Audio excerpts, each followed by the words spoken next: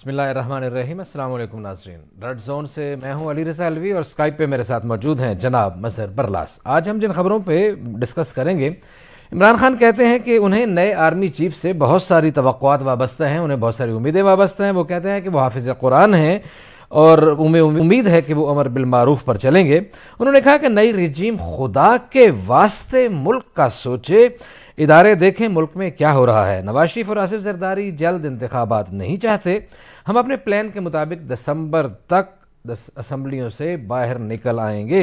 انہوں نے کہا کہ الیکشن کمیشن میں بددیانت شخص بیٹھا ہوا ہے اور انہوں نے اس کی بددیانتی کی وضاحت بھی کی اور کہا کہ وہ شخص ہمارے خلاف فیصلے کرتا ہے۔ انہوں نے اور بھی کچھ گفتگو کی، انہوں نے کہا کہ میری اپنی گھڑی ہے، میری مرضی ہے، میں بیچوں یا جو بھی کروں، ان کو مہنگائی کی فکر نہیں ہے، میری گھڑی کے پیچھے پڑے ہوئے ہیں۔ اس پہ بھی بات ہوگی۔ پھر وزیر دفاع خواجہ آصف کہتے ہیں کہ کارکن نواز شریف کی واپسی کا بھرپور استقبال کرنے کے لیے تیاریاں شروع کر دیں، ہم عدالتوں سے سرخرو ہو رہے ہیں۔ عمران خان اچانک نازل نہیں ہوئے، انہیں ایجنڈے کے تحت لانچ کیا گیا تھا اور منصوبہ سازوں نے تہیہ کر لیا تھا کہ انہیں ریاست میں ہر صورت میں مسلط کرنا ہے، جس کے نتائج سب کے سامنے ہیں۔ خواجہ آصف نے کہا کہ عمران خان ایک تجربہ تھے جو غلط اور تباہی کا تجربہ تھا، جنرل باجوہ اس کے محسن ہیں لیکن یہ محسن کش ہے۔ اسی طرح مریم اورنگزیب نے بڑی گرجتی چمکتی کچھ گفتگو کی، وہ بھی آپ کو سنائیں گے۔ بلاول بھٹو زرداری نے کہا کہ سنا ہے گھڑی چور نے پریس کانفرنس کی ہے، کیا گھڑی چور نے پریس کانفرنس میں استعفوں کا اعلان کیا ہے؟ یقیناً نہیں۔ اسی طرح پنجاب کے سالانہ ترقیاتی پروگرام میں بہت بڑی بے قاعدگیاں کچھ سامنے آئی ہیں مبینہ طور پر، اور یہ بھی کہا جا رہا ہے کہ پنجاب کے ایم این ایز اور ایم پی ایز کو سیاسی رشوت کے طور پر ترقیاتی پروجیکٹس دیے جا رہے ہیں، ترقیاتی منصوبے دیے جا رہے ہیں اور بہت کچھ دیا جا رہا ہے۔ کیا دیا جا رہا ہے یہ بھی آپ کو یہاں ہم بتائیں گے جی ٹی وی کے ریڈ زون کے ذریعے۔ اور ایک ہمارے آخری سیگمنٹ میں ہمارا موضوع ہوگا پاکستان اور ایران کے مابین تجارتی حجم بڑھانے کے لیے کئی اقدامات کیے جا رہے ہیں، جس کے مطابق 2017 میں عائد کی گئی بہت ساری پابندیوں کو ہٹا لیا گیا ہے اور ترجیحی بنیادوں پر اس پہ کام بھی جاری ہے۔ نئے ٹیرف بک کے مطابق پاکستانی اشیاء کی جو پہلے 309 اور ایرانی اشیاء کی تعداد جو 338 تھی، اب ان کی تعداد بڑھا کر بالترتیب 570 اور 750 کر دی گئی ہے۔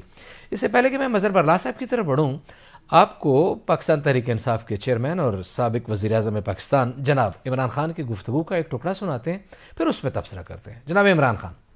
سب سے زیادہ شور مچا ہوا تھا مہنگائی کا کہ جی مہنگائی مارچ آ گئی، عمران خان نے مہنگائی کر دی، قتل کر دیا لوگوں کو۔ مجھے افسوس سے کہنا پڑتا ہے کہ وہ چینلز جو آج چپ کر کے بیٹھی ہوئی ہیں، سناٹا چھایا ہوا ہے، وہاں بول نہیں رہے، وہ ان کو عمران خان کی گھڑی کی پڑی ہوئی ہے۔ یہ بھی پہلی دفعہ ہوا کہ میں اپنی گھڑی بیچوں، اس کے اوپر ہی شور مچ گیا ہے۔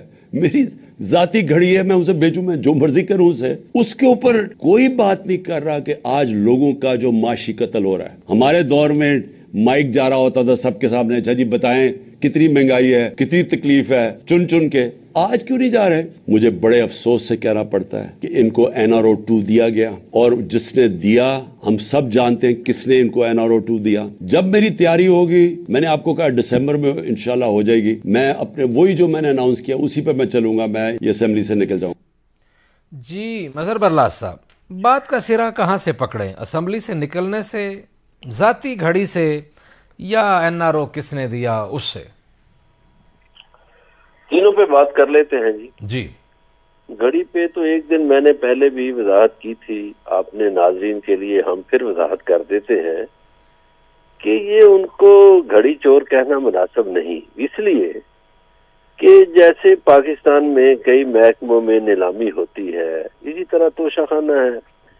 آپ نے قوانین کے مطابق وہاں سے گھڑی لے لی یا گاڑی لے لی یا کوئی چیز لے لی، اس کے بعد وہ آپ کی ملکیت، آپ جہاں چاہیں اس کو بیچیں، پھینکیں، جو مرضی کریں۔ جو این آر او 2 کی انہوں نے بات کی، دیکھیے این آر او 2 تو سب کو ہی پتہ ہے کہ پاکستان میں این آر اوز کیسے ملتے ہیں، کہاں سے ملتے ہیں اور کس بھاؤتاؤ سے ملتے ہیں، اس کی کوئی نہ کوئی سیاسی قیمت بھی ہوتی ہے، تو وہ وہیں سے ملا۔ اب آ جائیے تیسری بات، انہوں نے مہنگائی کی۔ مہنگائی دیکھیے، خان صاحب بہت میڈیا چینلز پہ بات کر رہے ہیں کہ وہ جی مائک آگے ہوتا تھا اور مہنگائی پہ روتے تھے۔ ہم تو جی ٹی وی کے حوالے سے ہی بات کر سکتے ہیں کہ ہم تو اس وقت بھی مہنگائی کا شور ڈالتے تھے اور آج اس سے زیادہ شد و مد سے ڈالتے ہیں. بالکل صحیح. تو ہم نے تو ہمیشہ برے کو برا کہا, اچھے کو اچھا کہا. جی ٹی وی جو واحد چینل ہے, اس کی کوئی سیاسی پالیسی نہیں ہے کہ ہم کسی سیاسی پارٹی کے اعلی کار بنے یا کسی خاص حکومت کے لیے کرندوں کا کردار ادا کرے یا اپوزیشن کے لیے کرندوں کا کردار ادا کرے.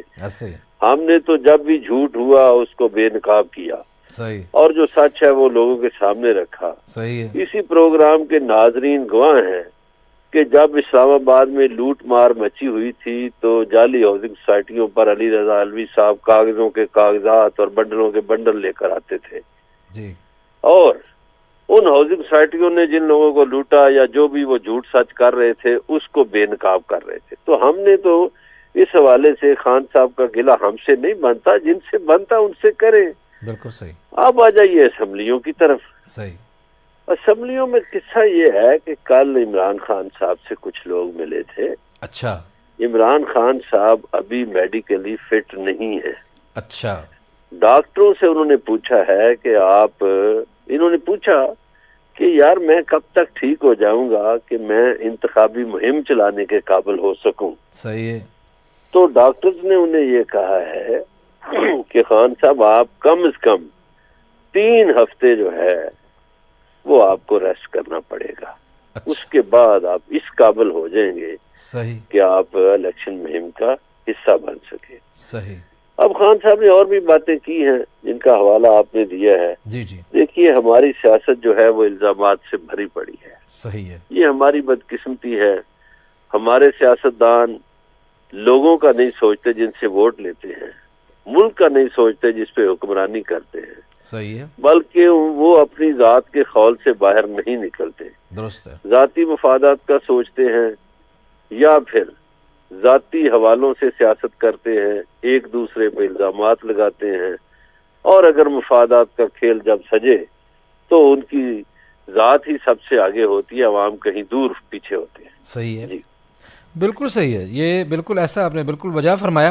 اچھا, لیکن آپ نے بڑی خوبصورتی سے بات کی مظہر برلاس صاحب, میں آپ کو ٹوکنا مناسب نہیں تھا کہ بلا شبہ ہم نے پورے جی ٹی وی کے ہمیشہ سارے پروگرامز اسی طرح ہوتے ہیں اور خاص طور پر ریڈ زون نے تو ہمیشہ ہی جو ہمیں سچ لگتا ہے وہ کہتے ہیں, جس کی جو بھی پالیسی ٹھیک لگتی ہے اس کی تعریف کرتے ہیں, جو غلط لگتی ہے اس پہ کھلے عام تنقید کرتے ہیں. اور بہت شکریہ, آپ نے ہاؤسنگ سوسائٹیوں والا بھی حوالہ دیا, اس میں بھی لگے ہوئے. آج بھی 1-2 کچھ ایسی خبریں دیں گے انشاءاللہ, آگے لوگوں کو بتائیں گے کہ کیا ہونے جا رہا ہے.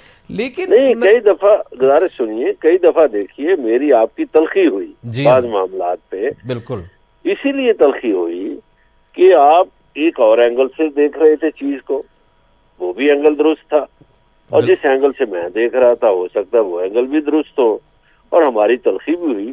اب یہ جو ہماری تلخی ہوئی یا جھگڑا ہوا یا ہم ایک دوسرے سے تھوڑا نرم گرم ہوئے, وہ لوگوں کے لیے ہوئے. درست ہے. اپنے ناظرین کے لیے, پاکستانی عوام کے لیے ہوئے. بالکل کہ بھئی یہ سہولت پاکستانی لوگوں کو ملنی چاہیے.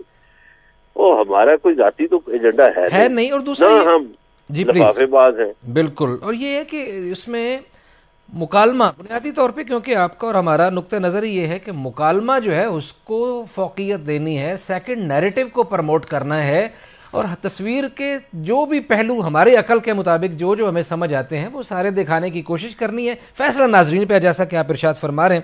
اچھا, لیکن مظہر برلاس صاحب یہ انہوں نے کہا کہ نواز شریف اور آصف زرداری جو ہیں وہ بالکل جلد انتخابات نہیں چاہتے. بالکل ایسا لگتا ہے, اس میں کوئی یہ ڈھکی چھپی بات نہیں ہے.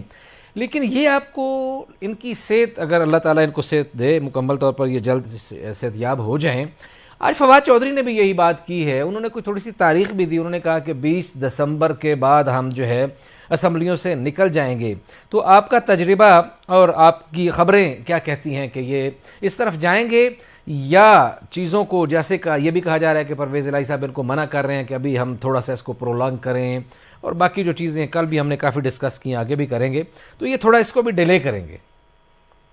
دیکھیے پرویز الہی صاحب نے ایک فارمولہ پیش کیا ہے. انہوں نے کہا جی ہم جو پروجیکٹ شروع کر رہے ہیں, اور پرویز الہی صاحب نے شاید یہ بھی کہہ دیا ہو کہ عثمان بزدار کے دور میں پروجیکٹس بڑے سست روی کا شکار تھے، صحیح وہ ہم تیزی سے پروجیکٹس کو کمپلیٹ کریں، صحیح اور اس کے لیے 3-4 مہینوں کا عرصہ درکار ہے۔ صحیح پھر ہم یہ چیزیں نئی شروع کرنا چاہتے ہیں ہوں، تاکہ ہم جب الیکشن میں اترے تو ہمارے پاس لوگوں کو کہنے کے لیے کچھ ہو۔ ان صحیح کا اپنا موقف ہے، انہوں نے کافی لمبی چوڑی لسٹ پیش کی ہے، ہوں، لیکن عمران خان صاحب یہ چاہتے ہیں کہ ان کی اس وقت پاپولر ویو ہے، وہ اس ویو کو کیش کرانا چاہتے ہیں، بالکل اور صحیح، وہ چاہتے ہیں روزوں سے پہلے الیکشن ہو جائے۔ ہوں، مگر جو پی ڈی ایم کی قیادت ہے وہ چاہتی ہے کہ عمران خان کی پاپولر ویو کسی طریقے سے تھوڑی سی ڈھیلی ہو جائے، ٹھیک ہے، کسی طریقے سے کم ہو جائے، ہوں، اس لیے وہ میاں نواز شریف کی آمد کا شور مچا رہے ہیں اور اپنے کارکنوں کو ہدایت کر رہے ہیں۔ ہوں، اب یہ ہے کہ مسلم لیگ نون کی مرکزی قیادت نے جتنی بھی میٹنگز ہوئی ہیں میاں نواز شریف سے، انہوں نے کہا میاں صاحب آپ کے بغیر ہم الیکشن میں نہیں جا سکتے، صحیح ہے، آپ وہ واحد لیڈر ہیں جو عمران خان کی پاپولیرٹی کو کم کر سکتے ہیں یا اس کا مقابلہ کر سکتے ہیں، یہ ان کا خیال ہے۔ صحیح ہے، لیکن کل میں نے ایک خبر آپ کو دی تھی جی ناظرین کو جی جی، کہ پاکستان کے چونکہ معاشی حالات بہت خراب ہیں، ہوں، تو پاکستان نے اپنے کسی دوست ملک سے یہ کہا کہ ہمیں کوئی 8 ارب دے دے، صحیح ہے، تو 8 ارب ڈالر جب مانگے گئے تو اس ملک نے آگے سے یہ کہا کہ ہم آپ کی پہلے بھی مدد کرتے رہے ہیں، آپ بھی کریں گے، صحیح ہے، لیکن آپ سیاسی استحکام تو لائیں، درست، اور سیاسی استحکام کے لیے ضروری ہے کہ آپ الیکشن کروائیں۔ صحیح ہے، تو اس لیے کوئی بات جو ہے وہ ان کو بھی، جو پی ڈی ایم والے ہیں ان کو بھی 2-4 مہینے پیچھے آنا پڑے گا، ہو سکتا ہے پی ٹی آئی کو بھی 2 مہینے آگے جانا پڑے، تو الٹیمیٹلی اس کا حل الیکشن ہے۔ صحیح، اب جو نئی امیدیں باندھی ہیں نئے آرمی چیف سے عمران خان صاحب نے، تو وہ تو پوری قوم نے امیدیں باندھی ہیں۔ درست ہے، دیکھیے پاکستان جس نہج پہ آج کھڑا ہے، پاکستان کی معاشی کشتی جس طرح بھمر میں ہچکولے کھا رہی ہے، تو پاکستان کے نئے آرمی چیف جو حافظ قرآن ہیں، ان سے بہت لوگوں کو امیدیں وابستہ ہیں درست ہے، کہ ایک ایسا معاشرہ جو مافیاز میں جکڑا ہوا ہے، اس کو ظاہر ہے مافیاز کا اثر کوئی طاقتور ہی توڑ سکتا ہے، ہوں، اور یقیناً اس میں طاقتور ادارہ پاک فوج ہے ہوں، اور اس کے سربراہ یقیناً بہت طاقتور ہیں، ہوں، تو لوگوں کی آسیں امیدیں ہیں ان پہ، درست ہے، صرف عمران خان نہیں پوری قوم کی آسیں امیدیں ہیں۔ ٹھیک ہو گیا، بزنس کمیونٹی بھی ان کی طرف دیکھ رہی ہے، عام پاکستانی بھی دیکھ رہا ہے، جس کو انصاف نہیں مل رہا وہ بھی انہی کی طرف دیکھ رہا ہے، درست ہے، اور جو آج کل فیکٹریاں بند ہیں فیکٹری مالکان بھی ان کی طرف دیکھ رہے ہیں، جو مزدور ہیں وہ بھی ان کی طرف دیکھ رہے ہیں، تو امیدیں تو ہیں، اور امید یہ ہے کہ وہ قوم کی امیدوں پہ پورا اتریں گے۔ صحیح ہو گیا، لیکن مظہر برلا صاحب اسی بات کا دوسرے پہلو کی طرف تھوڑا جاتے ہیں۔ ٹھیک ہے جناب، نئے جو سپہ سالار ہیں وہ بالکل ان سے بڑی امیدیں وابستہ ہیں، حافظ قرآن بھی ہیں، لیکن وہ بہرحال سپہ سالار ہیں اور ان کا جو اصل کام ہے وہی ہے ایک طرف، اور یہ ہم یہ بھی دیکھ رہے ہیں کہ اسٹیبلشمنٹ یہ کہہ رہی ہے کہ وہ بالکل ایک سائیڈ پہ ہو گئے ہیں، وہ بالکل نیوٹرل ہو گئے ہیں، اور ان کی نیوٹرلٹی کو عمران خان صاحب نے چیلنج بھی کیا تھا اپنی گفتگو میں۔ دوسری طرف یہ جمہوری قوتیں جو ہیں، چاہے عمران خان صاحب ہوں، چاہے نواز شریف صاحب ہوں، چاہے آصف علی زرداری صاحب ہوں، چاہے مولانا فضل الرحمان صاحب ہوں، یہ بھی بڑے قد کاٹ کے جو مین سٹریم ہمارے لیڈرز ہیں، یہ کہتے ہیں جی کہ پارلیمانی جمہوریت کو طاقت دینی چاہیے، جمہوری نظام کو مستحکم ہونا چاہیے، سول سوسائٹی کو مستحکم ہونا چاہیے، امیدیں ان سے لگا کے بیٹھے ہوتے ہیں۔ یہ کیا وجہ ہے؟ یہ ہے کہ ہمارے ہاں 75 سال میں یہ جو پارلیمانی سسٹم ہے، اس کے فیل ہونے کے نتائج لوگوں کے سامنے ہیں۔ صحیح، اسی نظام کے باعث ہر گاؤں ہر شہر میں M P As, M N As اور ان کے آگے کام کرنے والے مافیاز، انہوں نے لوگوں کی زندگیوں کو اجیرن بنا دیا ہے۔ صحیح ہے، اور پاکستان کا وزیر اعظم بھی بلیک میل ہوتا ہے ایم این اے سے، پاکستان کے ہر صوبے کا وزیر اعلیٰ اپنے ایم پی ایز سے بلیک میل ہوتا ہے، درست ہے، اور یہ بلیک میلنگ شاید کرپشن کو بھی رواج دیتی ہے۔ اور اس سسٹم کے تحت اگر آپ جائزہ لیں تو اس سسٹم میں بتدریج تنزلی آئی ہے لوگوں کے معیار زندگی میں، لوگوں کی حیثیت میں اور لوگوں کے مسائل بڑے ہیں، کم نہیں ہوئے. درست تو اب لوگ یہ سوچ رہے ہیں، یہ لوگوں کی خواہش ہے کہ پاکستان کا نظام بدل دیا جائے. درست ہے. ایک عرصے سے بحث جاری ہے کہ پاکستان کا صدارتی نظام ہو. اس کے لیے وہ دلیل دیتے ہیں. وہ لوگ کہتے ہیں کہ جی دیکھیے 75 سے زیادہ ملکوں میں صدارتی نظام ہے، صحیح. اور آپ دیکھیے کہ ایک دوسرے سے بالکل الٹ سمت رکھنے والے، یعنی ایران میں بھی صدارتی نظام ہے، امریکہ میں بھی صدارتی نظام ہے، ٹھیک ہے. اور پارلیمانی سسٹم جو ہے وہ 36 ملکوں میں ہے، اور جہاں مدر آف پارلیمنٹ ہے وہ بھی ناکام ہو رہے. درست ہو گیا، بالکل صحیح ہے جی. یہ بھی ایک نقطہ نظر ہے. برلاس صاحب بالکل کھلے عام اس بات کی حمایت کرتے ہیں کہ وہ صدارتی نظام کے قائل ہیں، لیکن میرا اپنا نقطہ نظر ہے کہ میں یہ سمجھتا ہوں کہ پاکستان میں صدارتی نظام بڑی بری طرح فیل ہوا ہے. یہاں کے صدارتی نظام ہمارے دکھوں کا مداوا نہیں کر سکا، اور وہی یہ ہمارا کنفلکٹ آف اوپینین ہے. کوئی کنفلکٹ نہیں ہے، اپنا اپنا اوپینین ہے، اور بہرحال ہونا اس ملک کے لیے وہی چاہیے جو اس ملک کے عوام کے لیے بہتر ہے اور جو اس ملک کی تقدیر کے لیے بہتر ہو. ہم بات کریں گے، ہمارے ساتھ رہے گا. ملتے ہیں بریک کے بعد.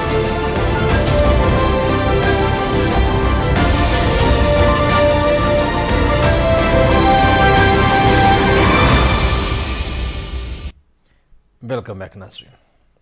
بریک پہ جانے سے پہلے عمران خان کے خطاب سے ہم نے بات شروع کی اور بات مجموعی سیاسی صورتحال کی طرف چلی گئی. عمران خان کی گفتگو کے بعد رد عمل کا مظاہرہ کرتے ہوئے خواجہ آصف نے بھی کچھ گفتگو کی. انہوں نے بھی ان کے اوپر کچھ الزامات عائد کیے.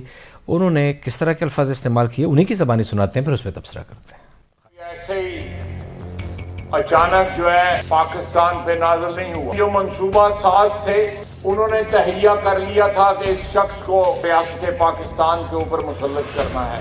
تجربہ غلط تھا، یہ تباہی کا تجربہ تھا. کل آنے والے دن میں آپ دیکھیں گے کہ اسی مرشد کے ذمہ ڈال دے گا سارا کچھ. کہے گا میں تے کچھ نہیں سا کردا، میرا مرشد ہی بیچن دیا دا سی سارا. مرشد بھی نوٹ کر لے، دودے کٹے پیچھے پاکستانی عوام دا دی ہاپی پہ مرشد نو کڑیاں پیچھے لاتا ہے. کٹے ویچدے ویچدا کڑیاں بیچن لگ پے.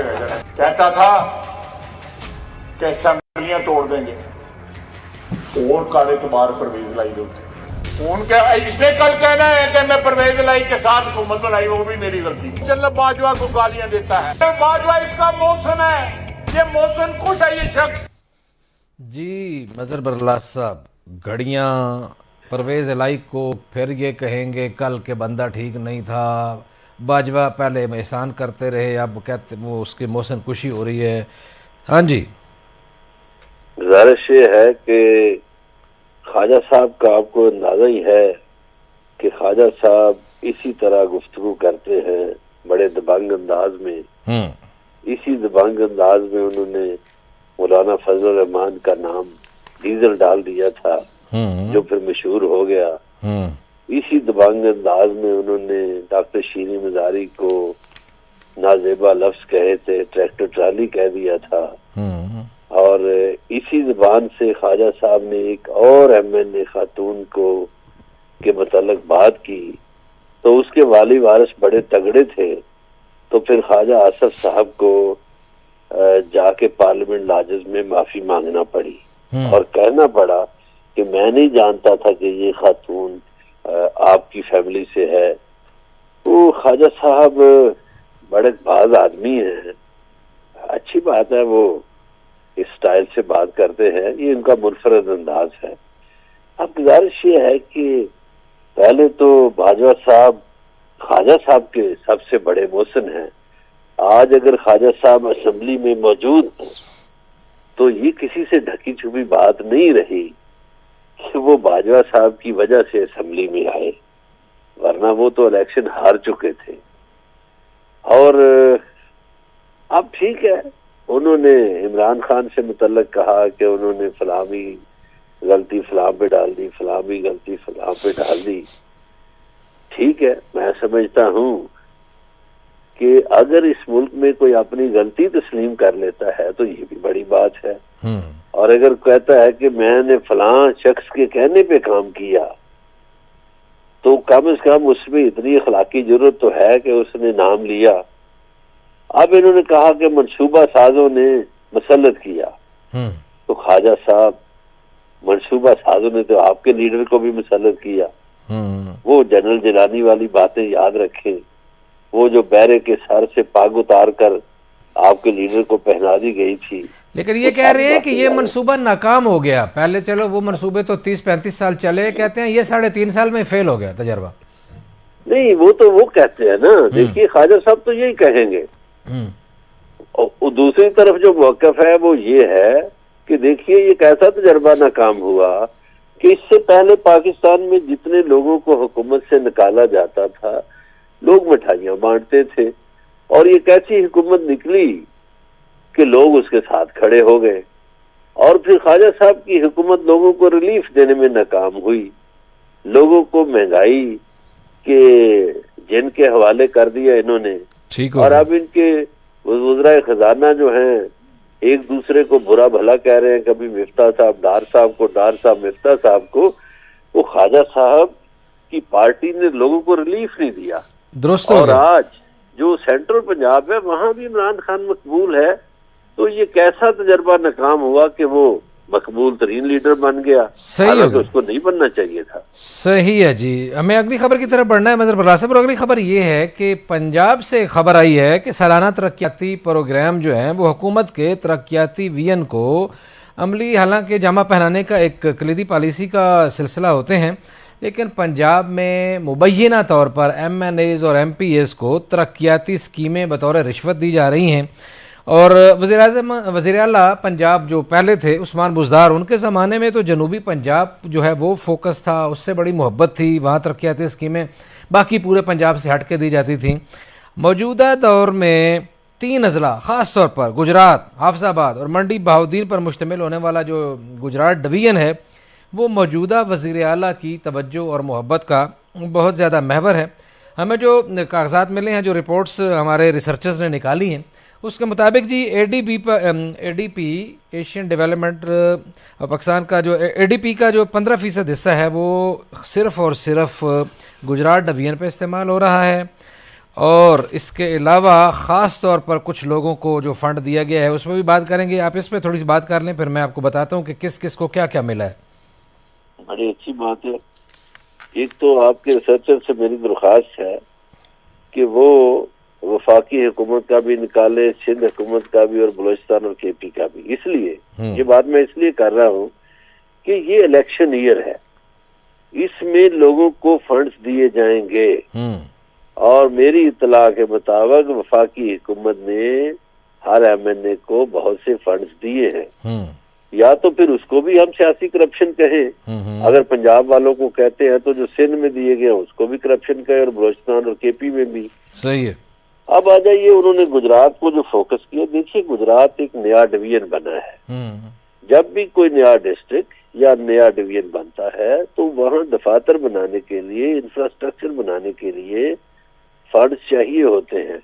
یہ کیسے ممکن ہے کہ ایک نیا ڈویژن بن جائے اور اس میں ڈویژنل آفیسز ہی نہ بنے؟ تو ڈویژنل آفیسز بنانے کے لیے بہت سے فنڈز دینا پڑتے ہیں. وہ دیے ہوں گے انہوں نے، میں نہیں کہتا نہیں دیے. صحیح ہے. تو گزارش یہ ہے کہ یہ تمام سیاسی پارٹیاں الیکشن کے آخری سال کرتی ہیں. پاکستان میں چودھری پرویز الہی کی کوئی الگ مثال نہیں. یہ مثال مراد علی شاہ پر بھی ہے، یہ میاں شہباز شریف صاحب پر بھی ہے، یہ محمود خان پر بھی ہے، اور قدوس بزنجو پر بھی ہے. اصل میں برلا صاحب آپ بالکل ٹھیک فرما رہے ہیں، لیکن یہاں جو نقطہ نظر ہے وہ یہ ہے کہ گزشتہ مالی سال میں ضلع گجرات کو صرف 4 ارب روپے ملے تھے، جبکہ ابھی 30 ارب روپے کی مختلف اسکیمیں صرف گجرات میں شروع کی گئی ہیں. پورے پنجاب میں سب سے زیادہ بجٹ صرف گجرات کو دیا گیا ہے. لاہور کے بجٹ میں 20 ارب روپے کی کمی کی گئی ہے، جبکہ جنوبی پنجاب کے علاقوں کو بالکل نظر انداز کر دیا گیا ہے. بکر، بہاول نگر، خوشاب اور ڈیرہ غازی خان کے بجٹ میں بھی کمی کر دی گئی ہے. اور یہ اچھا دوسرا جو جس میں زیادہ بجٹ دیا گیا ہے وہ منڈی بہاؤدین کا ضلع ہے. مثلا مثال کے طور پر 3.6 ارب روپے مالی سال 21 اور 22 میں سے تھے، اب 11.2 ارب روپے دیے گئے ہیں 22 اور 23 کے لیے، یعنی 3.6 سے بڑھا کے 11.2 ارب روپے دیے گئے. اور یہ صورتحال ہے. عثمان ڈار کو 60 کروڑ دیے گئے ہیں، چودھری اخلاق کو 40 کروڑ دیے گئے ہیں، ایسر سلیم بریار کو 40 کروڑ دیے گئے ہیں. اچھا پی پی 28 کے ایم پی ہے سردار سبطین خان جو ہیں، آپ کو پتہ ہے ان کے پاس ایک اور بھی مین عہدہ ہے، ان کو وزیر اعلیٰ کی خصوصی ہدایت پر 1.5 ارب روپے دیا گیا ہے. اچھا، پہلے تو ایک خاص پلاننگ تھی، ایک طریقہ کار تھا MKB CME اور CPE کے ذریعے جو یہ 10% کمیشن پہ براہ راست ورک آرڈر جو ہے وہ جاری ہو رہے ہیں، اور کچھ تعمیراتی کمپنیاں جو ہیں ان کو براہ راست دیا جا رہا ہے، خاص طور پر سارکو، ZKB، CPE، CME مبینہ طور پر یہ وہ چہیتی کمپنیاں ہیں جن کو براہ راست ٹھیکے مل رہے ہیں. اچھا، گزارش یہ ہے کہ بڑا اچھا آپ نے فرما دیا، اور اس طرح آپ کے ریسرچر صاحبان نے کہا کہ جیسے وہ روپے پیسے ان کی جیبوں میں ڈال دیے گئے ہیں. ایسا نہیں ہے. یہ لوگوں نے، سبطین خان نے بھی منصوبے دیے، عثمان جو ہے ڈار انہوں نے بھی منصوبے دیے. اب آ جائیے کہ پرویز الہی صاحب نے گجرات کو اور منڈی بہادین کو، پہلے تو ہمیں یہ جائزہ لینا پڑے گا. مرلا صاحب تھوڑا وائنڈ اپ کر لیجئے گا، بریک کی طرف جانا. ہاں جی، جب بجٹ پیش ہوا تھا تو اس وقت نون لیگ کی حکومت تھی، چودھری پرویز الہی کی حکومت نہیں تھی. اس کو بھی ہمیں مد نظر رکھنا چاہیے. تو ہو سکتا ہے انہوں نے بہت سے علاقوں کو نظر انداز کیا ہو، تو انہوں نے اس کی کمی پوری کر دی ہو، اور لوگوں کا بھلا ہونا چاہیے. میرا نقطہ نظر یہ ہے کہ عوام کی بھلائی ہونی چاہیے، خواہ کوئی کرے. جی بالکل صحیح ہے جی. یہ موجودہ اس وقت جو پنجاب کی صورتحال اور پنجاب میں جو ٹھیکے جس طرح دیے جا رہے ہیں اور جن کمپنیوں کے دیے جا رہے ہیں اس پہ تھوڑی سی بات آپ نے سنی ہے. آگے بڑھیں گے بریک کے بعد اور آپ کو بتائیں گے کہ پاکستان اور ایران کے مابین تجارتی حجم پہلے کیا تھا، اب کیا سوچا جا رہا ہے، اور کن کن چیزوں میں کچھ تاجروں کو اور عام لوگوں کو مراعات دی جا رہی ہیں. ہمارے ساتھ رہیے گا، ملتے ہیں بریک کے بعد.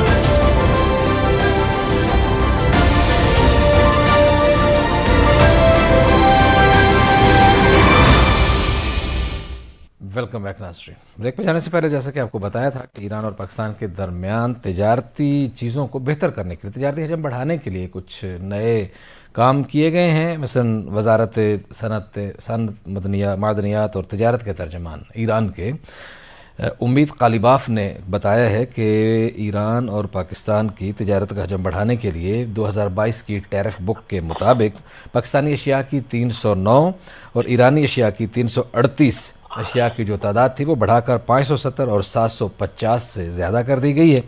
انہوں نے بتایا تھا جی کہ اس سے پہلے جو 2022 کا معاہدہ تھا اس میں 309 پاکستانی اشیاء اور 338 ایرانی اشیاء کو کم ٹیرف کے ساتھ برآمد کرنے کا فیصلہ کیا گیا تھا، اور 2000 سے زائد اشیاء کی درآمد پر پابندی لگا دی گئی تھی.